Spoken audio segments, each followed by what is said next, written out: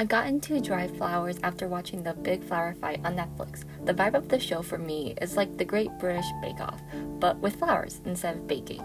One particular theme that caught my interest was their dried flower episode. Within the episode, they mentioned that most dried flowers are hung upside down, and I decided to try that out.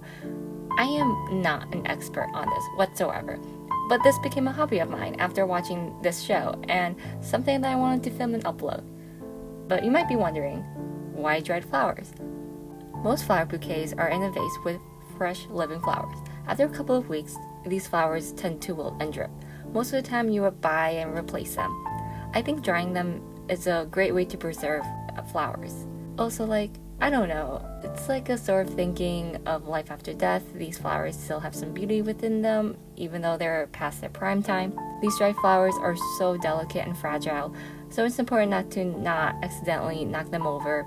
Also, I'm not using scissors specific for flowers, I'm just using what I can. I try to cut the flowers with long stems so I can always cut them off later, just in case. I use basic string and tape to just tie them and hang them. I also cut the leaves and any extra parts off from the stem, as they tend to get in the way when trying to arrange them. I also want to mention that not all flowers are the same. Some flowers look better than others. Flowers that have big petals tend to not dry as well because the petals will shrink, and because they're so delicate, they tend to fall off. I think a lot of these white wildflowers and those that are similar are great. Again, this is my opinion and my experience from this. Most colors will tend to dull because they're losing their pigment. From what I observed, most light colors tend to become darker and more dark color tends to become lighter. And for the most part, the overall color scheme is more of a drab, faded, muted. Insert other synonyms here, color scheme. But this is all really depend on the flower arrangement itself. In terms of arrangement, I usually use a semi-tall but small container and just arrange them by color.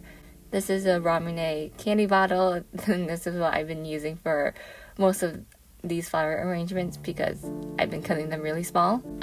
Because most of the colors I have are white, I use pink and purple to use as more of an accent and arrange them as I go. Since these flowers are so fragile, parts of them tend to fall off, and as I said before, the overall color scheme is very dull and muted. So I have these color accents to allow them to pop from the rest. And that's my dried flowers hobby. Since it's still summer, I tend to pluck the flowers and buds where I see them, so now I have a bunch of these already dried and or hanging. Anyway, thanks for watching. Bye!